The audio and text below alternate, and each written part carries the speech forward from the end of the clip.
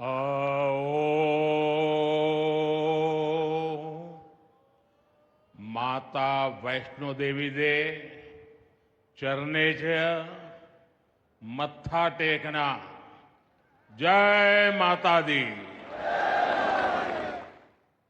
जम्मू कश्मीर के lieutenant governor Manoj Sinha ji, मुख्यमंत्री उमर अब्दुल्ला जी, केंद्रीय मंत्रिमंडल के मेरे सहयोगी अश्विनी वैष्णव जी, जितेंद्र सिंह, वी सोमन्ना जी,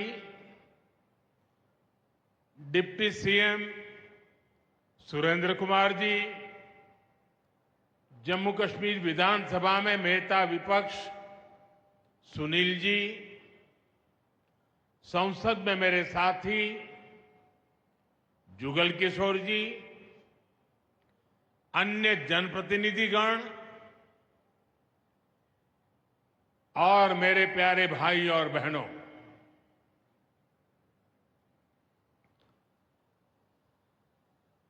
वीर जोरावर सिंह जी की यह भूमि है। मैं इस धरती को प्रणाम करता हूं। साथियों, आज का ये कार्यक्रम भारत की एकता और भारत की इच्छा शक्ति का विराट उत्सव है।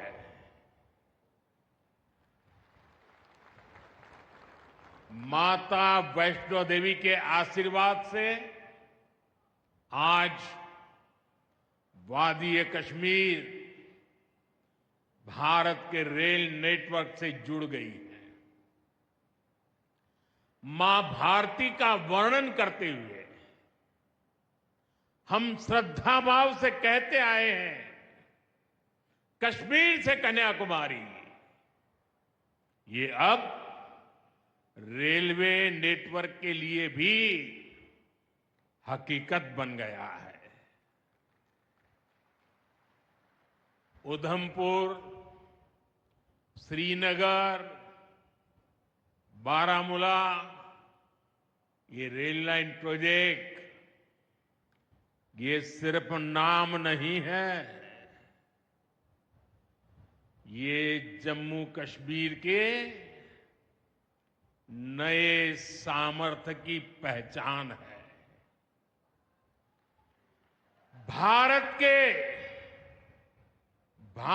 के नए सामर्थ्य का जयघोष है। थोड़ी देर पहले मुझे चिनाब ब्रिज और अंजी ब्रिज का लोकार्पण करने का अवसर मिला है। आज ही 2 नई वंदे भारत ट्रेनें जम्मू कश्मीर को मिली है।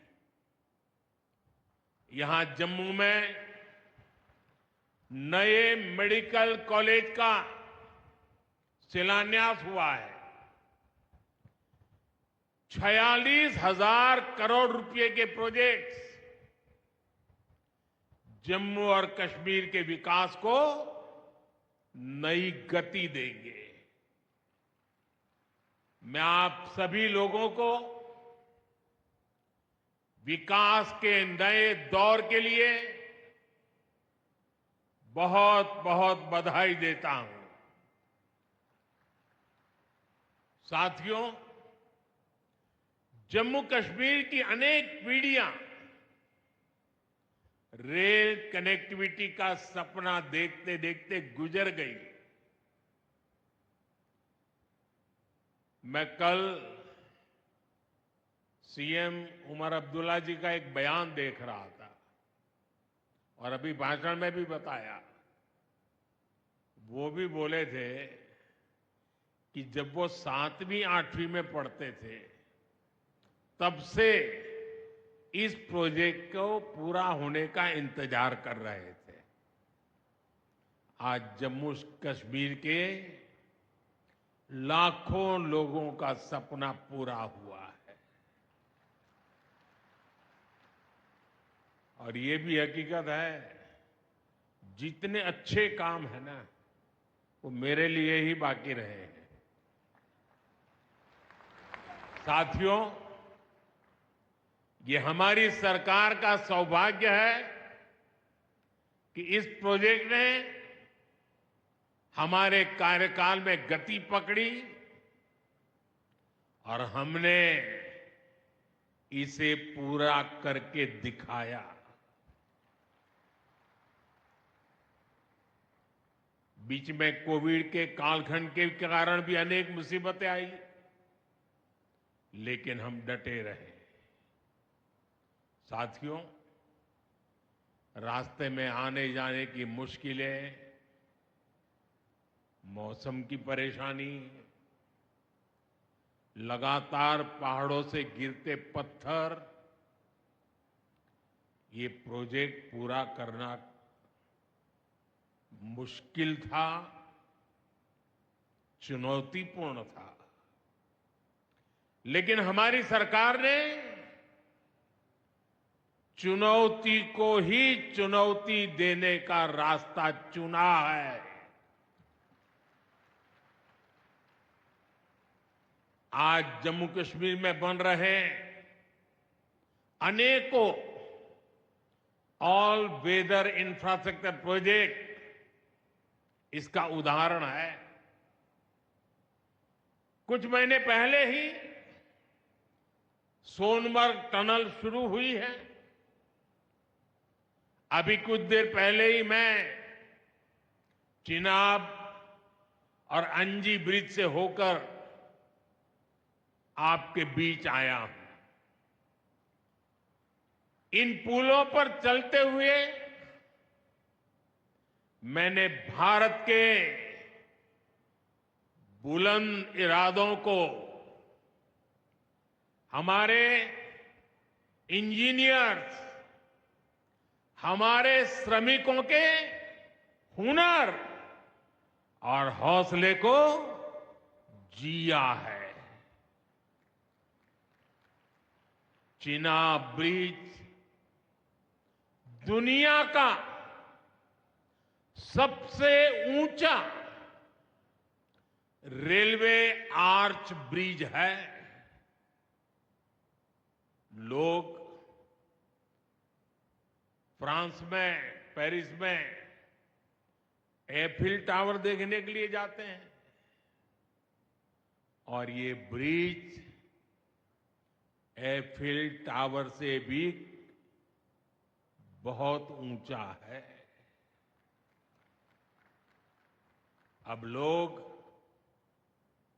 चिनाब ब्रिज के जरिए कश्मीर देखने तो जाएंगे ही, ये ब्रिज भी अपने आप में एक आकर्षक टूरिस्ट डेस्टिनेशन बनेगा।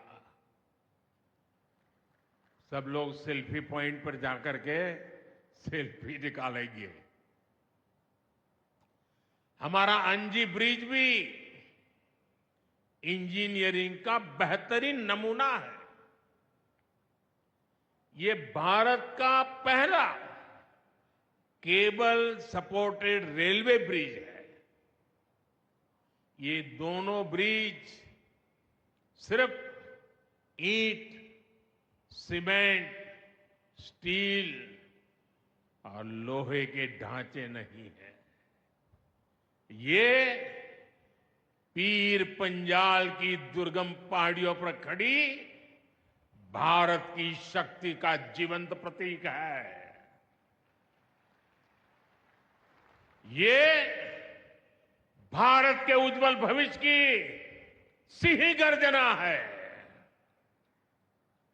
ये दिखाता है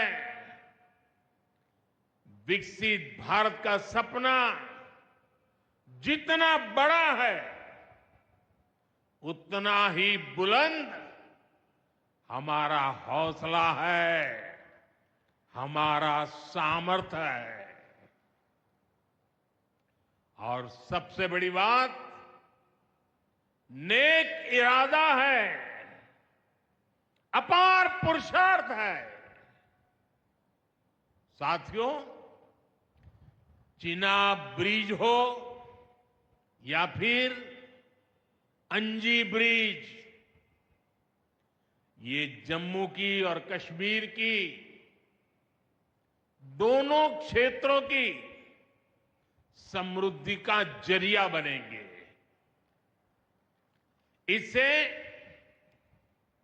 टूरिज्म तो बढ़ेगा ही, इकोनॉमी के दूसरे सेक्टर्स को भी लाभ होगा।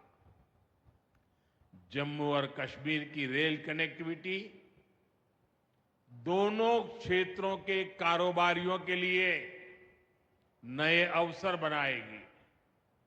इससे यहां की इंडस्ट्री को गति मिलेगी।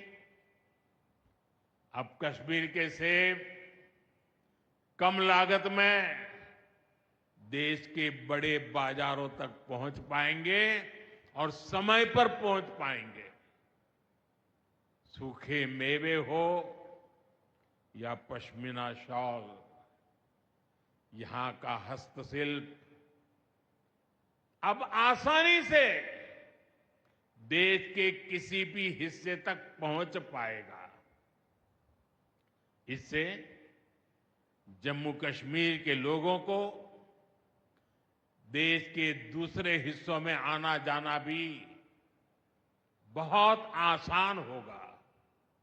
साथियों, मैं यहां संगलदान के एक स्टूडेंट का अखबार में कमेंट पढ़ रहा था। उस स्टूडेंट ने कहा कि उसके गांव के उन्हीं लोगों ने अब तक ट्रेन नहीं देखी थी जो गांव से बाहर गए। गांव के ज्यादातर लोगों ने ट्रेन का सिर्फ वीडियो ही देखा था। उन्हें अब तक यकीन ही नहीं हो रहा कि असली ट्रेन उनकी आंखों के सामने गुजरेगी। मैंने ये भी पढ़ा कि बहुत से लोग ट्रेनों के आने जाने का टाइम याद कर रहे हैं। एक और बिटिया ने बड़ी अच्छी बात कही। उस बिटिया ने कहा, अब मौसम तय नहीं करेगा कि रास्ते खुलेंगे या बंद रहेंगे। अब ये नई ट्रेन सेवा हर मौसम में लोगों की मदद करती रहेगी। साथियों, जम्मू कश्मीर मां भारती का मुकुट है। ये मुकुट एक से बढ़कर एक खूबसूरत रत्नों से जड़ा हुआ है। ये अलग अलग रत्न जम्मू कश्मीर का सामर्थ्य है। यहां की पुरातन संस्कृति, यहां के संस्कार, यहां की आध्यात्मिक चेतना, प्रकृति का सौंदर्य, यहां की जड़ी बूटियों का संसार, फलों और फूलों का विस्तार, यहां के युवाओं में, आप लोगों में जो टैलेंट है वो मुकुट मणि की तरह चमकता है। साथियों, आप भली भांति जानते हैं, मैं दशकों से जम्मू और कश्मीर आता जाता रहा। इंटीरियर इलाकों में मुझे जाने का, रहने का अवसर मिला है। मैंने इस सामर्थ्य को लगातार देखा है, महसूस किया है, और इसलिए मैं पूरे समर्पण भाव के साथ जम्मू कश्मीर के विकास में जुटा हूं। साथियों, जम्मू कश्मीर भारत की शिक्षा और संस्कृति का गौरव रहा है। आज भारत दुनिया के बड़े नॉलेज हब में से एक हमारा जम्मू कश्मीर बन रहा है, तो इसमें जम्मू कश्मीर की भागीदारी भी भविष्य में भी बढ़ने वाली है। यहां आईआईटी, आईआईएम, एम्स और नीट जैसे संस्थान है। जम्मू और श्रीनगर में सेंट्रल यूनिवर्सिटीज हैं। जम्मू और कश्मीर में रिसर्च इकोसिस्टम का भी विस्तार हो रहा है। साथियों, यहां पढ़ाई के साथ साथ दवाई के लिए भी अभूतपूर्व काम हो रहा है। बीते कुछ सालों में ही 2 स्टेट लेवल के कैंसर संस्थान बने हैं। पिछले 5 वर्षों में यहां 7 नए मेडिकल कॉलेज शुरू किए गए हैं। आप भी जानते हैं, जब मेडिकल कॉलेज खुलता है तो उससे मरीजों के साथ ही उस क्षेत्र के युवाओं को भी सबसे ज्यादा फायदा मिलता है। जम्मू कश्मीर में अब एमबीबीएस की सीटों की संख्या 500 से बढ़कर 1300 तक पहुंच गई है।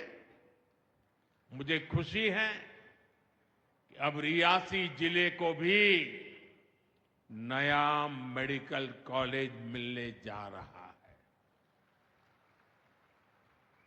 Shri Mata Vaishno Devi institute of medical excellence, ये आधुनिक अस्पताल तो है, ये दान पुण्य करने की हमारी जो संस्कृति है उसका भी उदाहरण है। इस मेडिकल कॉलेज को बनाने में जो राशि लगी है उसके लिए भारत के कोने कोने से माता वैष्णो देवी के चरणों में आने वाले लोगों ने दान दिया हुआ है। मैं श्री माता वैष्णो देवी श्राइन बोर्ड को, उनके अध्यक्ष मनोज जी को इस पवित्र कार्य के लिए बहुत बहुत शुभकामनाएं देता हूं।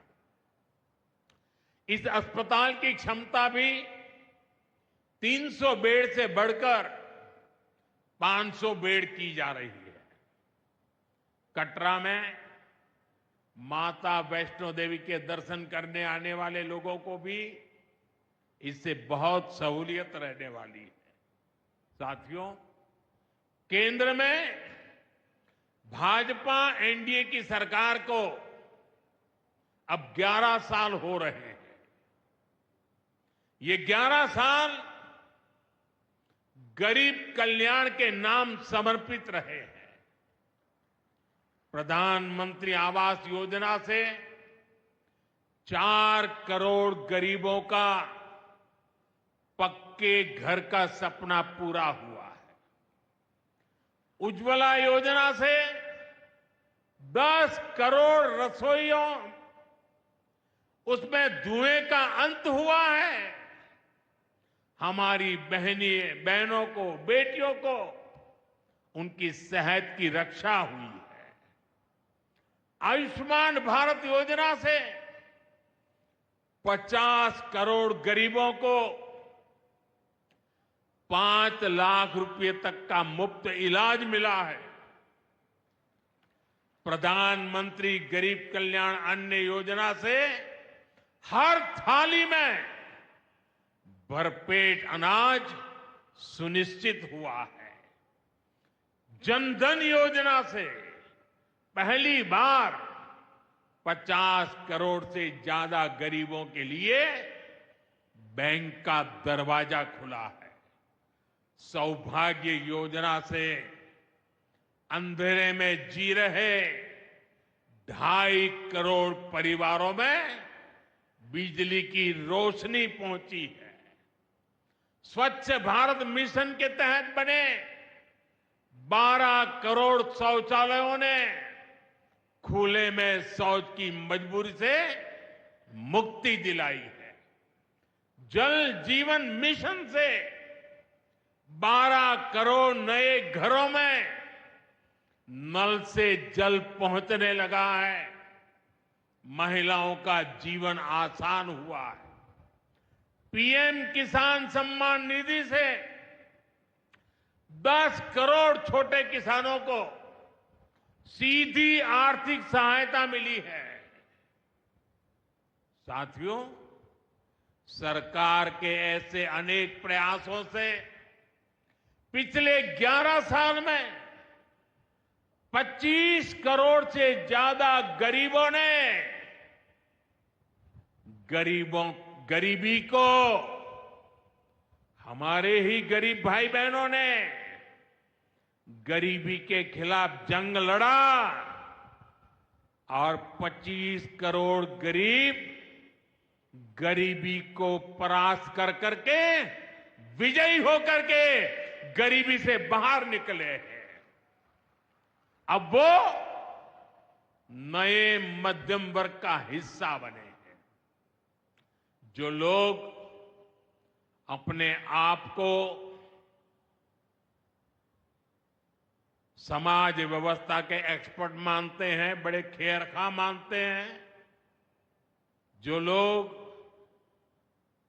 अगड़े पिछड़े की राजनीति में डूबे रहते हैं, जो लोग दलितों के नाम पर राजनीतिक रोटियां सेकते रहे हैं, जरा जिन योजनाओं का मैंने सिर्फ उल्लेख किया है उसकी तरफ नजर कर लीजिए। कौन लोग हैं जिनको ये सुविधाएं मिली हैं? वो कौन लोग हैं जो आजादी के 7 दशक तक इन प्राथमिक सुविधाओं से वंचित रहे थे? ये मेरे दलित भाई बहन है, ये मेरे आदिवासी भाई बहन है, ये मेरे पिछड़े भाई बहन है, ये पहाड़ों पर गुजारा करने वाले, ये जंगलों में बसने वाले, झुग्गी झोपड़ी में जिंदगी पूरी करने वाले, ये वो परिवार है जिनके लिए मोदी ने अपने 11 साल खपा दिए हैं।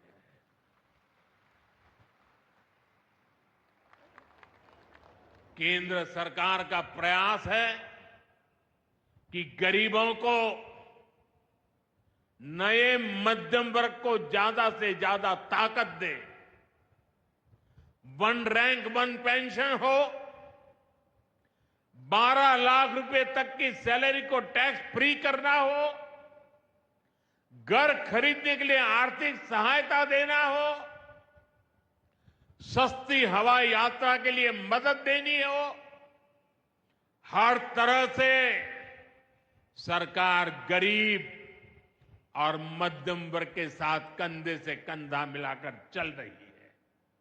साथियों, गरीबों को गरीबी से मुक्ति पाने के लिए उनका मदद करना, लेकिन ईमानदारी से जीने वाले, देश के लिए समय समय पर टैक्स देने वाले मध्यम वर्ग की ताकत बढ़ाना, इसके लिए भी आजादी में पहली बार इतना काम हुआ है जो हमने करके दिखाया है। साथियों, हम अपने यहां नौजवानों के लिए लगातार रोजगार के नए अवसर बढ़ा रहे हैं और इसका एक अहम जरिया है टूरिज्म। टूरिज्म से रोजगार मिलता है, टूरिज्म लोगों को जोड़ता है, लेकिन दुर्भाग्य से हमारे पड़ोस का देश मानवता का विरोधी, मेलजोल का विरोधी, 22 अप्रैल को पहलगाम में जो कुछ हुआ वो इसी का उदाहरण है।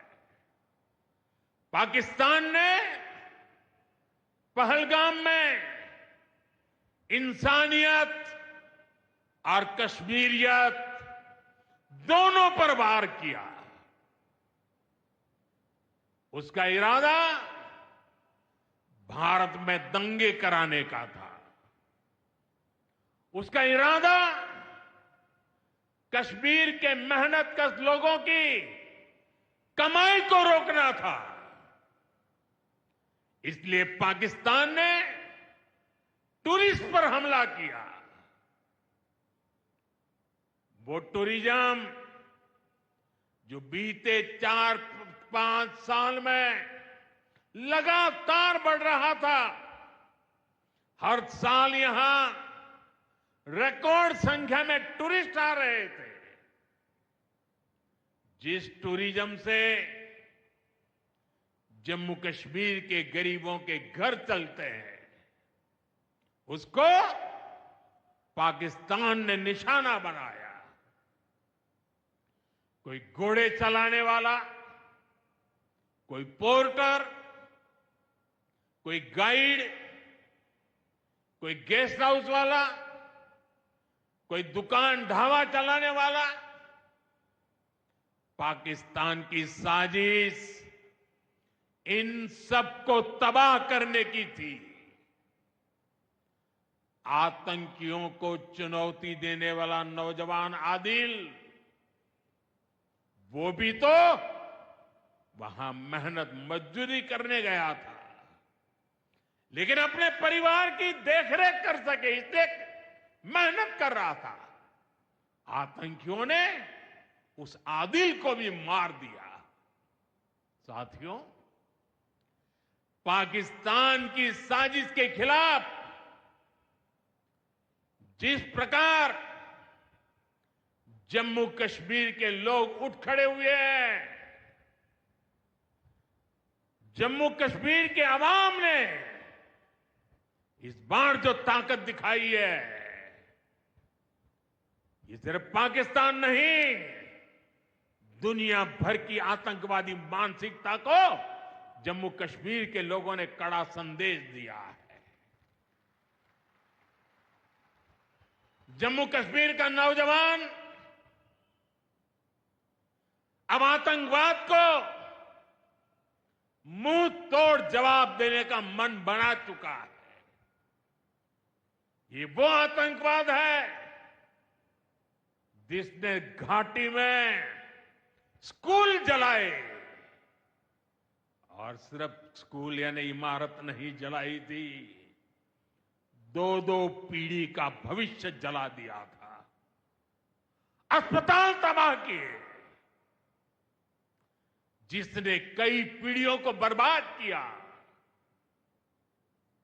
यहां जनता अपनी पसंद के नुमाइंदे चुन सके, यहां चुनाव हो सके, ये भी आतंकवाद के चलते बड़ी चुनौती बन गया था।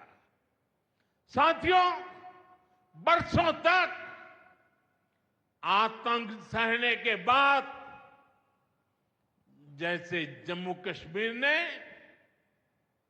इतनी बर्बादी देखी थी, इतनी बर्बादी देखी थी कि जम्मू कश्मीर के लोगों ने सपने देखना ही छोड़ दिया था। आतंकवाद को ही अपना भाग्य मान लिया था। जम्मू कश्मीर को इस स्थिति से निकालना जरूरी था, और हमने ये करके दिखाया है।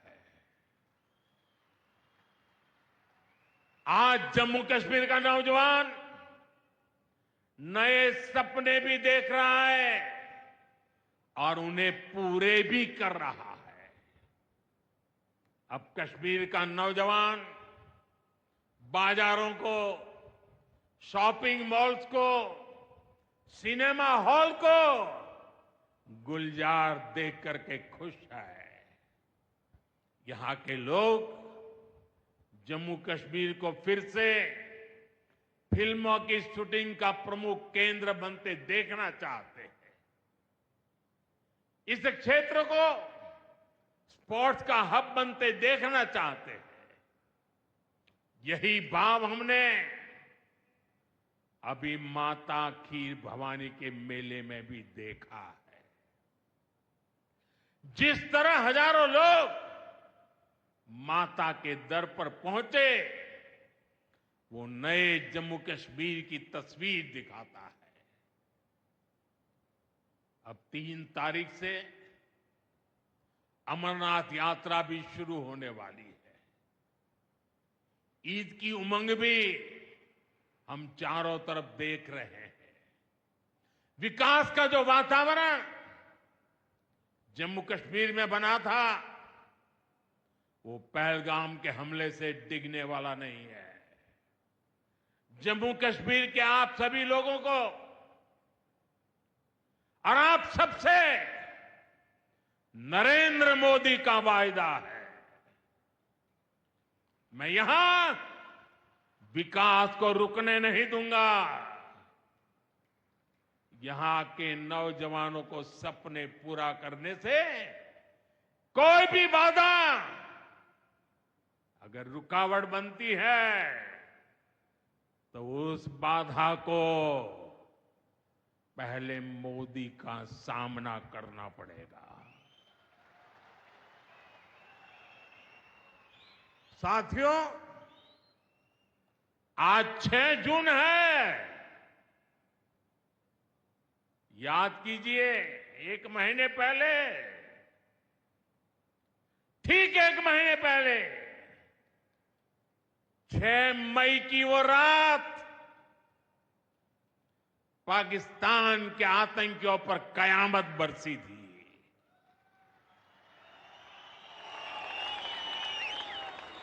अब पाकिस्तान कभी भी ऑपरेशन सिंदूर का नाम सुनेगा तो उसे अपनी शर्मनाक शिकस्त याद आएगी।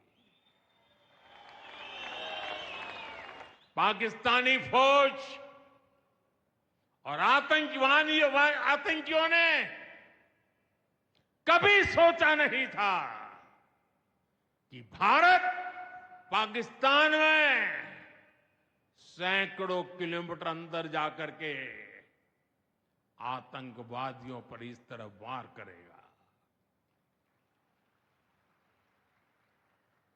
बरसों की मेहनत से उन्होंने आतंकी जो इमारतें बनाई थी, वो कुछ ही मिनटों में खंडहर में बदल गई है। और ये देख पाकिस्तान बुरी तरह बौखला गया था और उसने अपना गुस्सा जम्मू के, पूंछ के दूसरे जिलों के लोगों के पर भी निकाला। पूरी दुनिया ने देखा कि पाकिस्तान ने कैसे यहां घर उजाड़े, बच्चों पर गोले फेंके, स्कूल, अस्पताल तबाह किए, मंदिर, मस्जिद, गुरुद्वारों पर शेलिंग की। आपने जिस तरह पाकिस्तान के हमलों का मुकाबला किया, वो हर देशवासी ने देखा है। इसलिए अपने परिवारजनों ने उनके साथ हर देशवासी पूरी शक्ति से खड़ा है। साथियों, जिन लोगों की क्रॉस बॉर्डर फायरिंग में मृत्यु हुई है, उनके परिवार के सदस्य को कुछ दिन पहले ही नियुक्ति पत्र सौंपे गए हैं। शेलिंग से प्रभावित 2000 से ज्यादा परिवारों की तकलीफ भी हमारी अपनी तकलीफ है।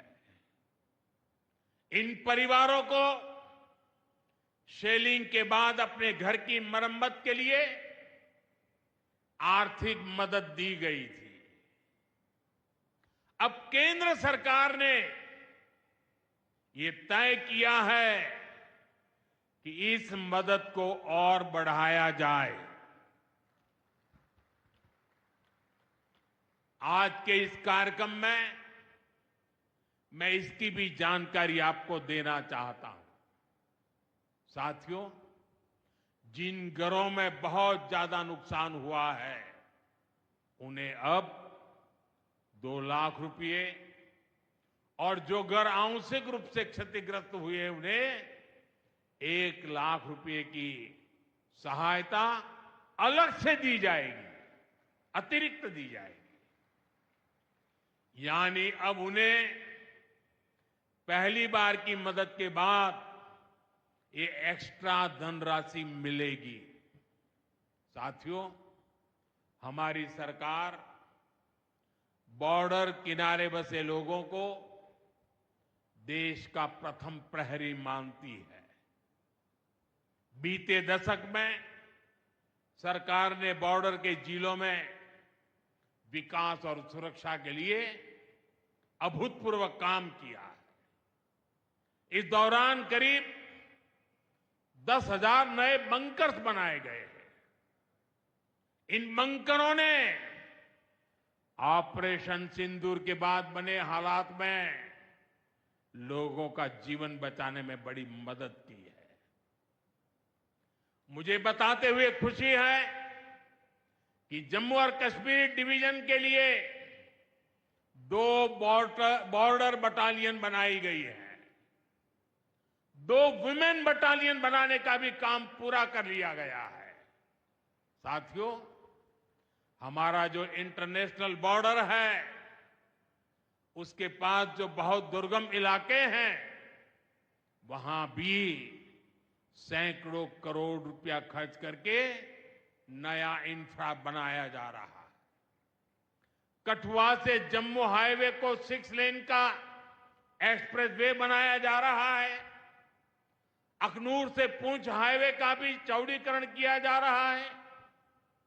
वाइब्रेंट विलेज प्रोग्राम के तहत भी बॉर्डर के गांवों में विकास के काम को और गति दी जा रही है। जम्मू कश्मीर के 400 ऐसे गांव जहां ऑल वेदर कनेक्टिविटी नहीं थी, उन्हें 1800 किलोमीटर की नई सड़कें बिछाकर जोड़ा जा रहा है। इस पर भी सरकार 4,200 करोड़ रुपए से ज्यादा खर्च करने जा रही है। साथियों, आज मैं जम्मू कश्मीर के आप लोगों से, खासकर यहां के नौजवानों से एक विशेष आग्रह भी करने आया हूं। और जम्मू कश्मीर की धरती से मैं देश को भी आग्रह करना चाहता हूं। आपने देखा है कि कैसे ऑपरेशन सिंदूर ने आत्मनिर्भर भारत की ताकत दिखाई है। आज दुनिया भारत के डिफेंस इकोसिस्टम की चर्चा कर रही है और इसके पीछे एक ही कारण है, हमारी सेनाओं का मेक इन इंडिया पर भरोसा। सेनाओं ने जो कर दिखाया, अब वही हर भारतवासी को दोहराना है। इस साल के बजट में हमने मिशन मैन्युफैक्चरिंग की घोषणा की है। इस मिशन के तहत सरकार मैन्युफैक्चरिंग को नई उड़ान देने का काम कर रही है। मैं जम्मू कश्मीर के युवाओं से कहूंगा, आइए इस मिशन का हिस्सा बनिए। देश को आपकी आधुनिक सोच चाहिए, देश को आपके इनोवेशन की जरूरत है। आपके आइडिया, आपकी स्किल भारत की सुरक्षा को, भारत की अर्थव्यवस्था को नई ऊंचाई देंगे। पिछले 10 वर्षों में भारत एक बड़ा डिफेंस एक्सपोर्टर बना है। अब हमारा लक्ष्य है दुनिया के टॉप डिफेंस एक्सपोर्टर्स में भारत का नाम भी शामिल हो। इस लक्ष्य की ओर हम जितना तेजी से बढ़ेंगे उतनी ही तेजी से भारत में रोजगार के लाखों नए अवसर पैदा होंगे। साथियों, हमें एक और संकल्प लेना है। जो सामान भारत में बना हो, जिसमें हमारे देशवासियों का पसीना लगा हो, हम सबसे पहले उसे ही खरीदें। और यही राष्ट्रभक्ति है, यही राष्ट्र की सेवा है। सीमा पर हमें हमारी सेनाओं का मान बढ़ाना है और बाजार में हमें मेड इन इंडिया का गौरव बढ़ाना है। साथियों, एक सुनहरा और उज्जवल भविष्य जम्मू कश्मीर का इंतजार कर रहा है। केंद्र सरकार और यहां की सरकार मिलकर विकास के कार्यों में जुटे हैं, एक दूसरे को सहयोग कर रहे हैं। शांति और खुशहाली के जिस रास्ते पर हम आगे बढ़ रहे हैं, हमें उसे लगातार मजबूत करना है। मां वैष्णो देवी के आशीर्वाद से विकसित भारत, विकसित जम्मू कश्मीर का यह संकल्प सिद्धि तक पहुंचे, इसी कामना के साथ आप सभी को फिर से ये ढेर सारे विकास के प्रोजेक्ट के लिए और एक से बढ़कर एक शानदार प्रोजेक्ट के लिए मैं बहुत बहुत बधाई देता हूं। दोनों मुट्ठी बंद करके पूरी ताकत से मेरे साथ बोलिए, भारत माता की। आवाज हिंदुस्तान के हर कोने में गूंजनी चाहिए। भारत माता की, भारत माता की, भारत माता की, भारत माता की। बहुत बहुत धन्यवाद।